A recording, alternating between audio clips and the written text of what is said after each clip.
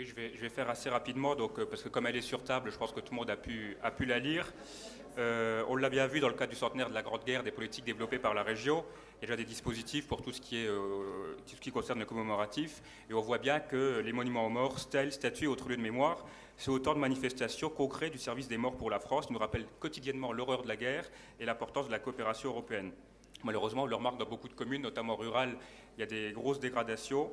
Et actuellement, les communes elles peuvent recevoir des aides uniquement de la part du ministère de la Défense et de l'ONCVG, mais les subventions restent bloquées à un seuil de 20% du coût total des travaux, dans une limite de 1600 euros, ce qui est faible. Et j'avais demandé justement à interroger les services de la région qui m'avaient dit qu'ils pouvaient les financer uniquement dans le cadre où c'était inscrit au titre des monuments historiques. Voilà, donc moi j'aurais voulu que le Conseil régional réuni en séance plénière décide de lancer une réflexion sur la possibilité de création d'un dispositif ou l'intégration ou la modification du dispositif, je ne sais pas comment on peut le dire, existant pour aider les communes à subventionner cela. Je pense que ce sera vraiment des coûts à la marge.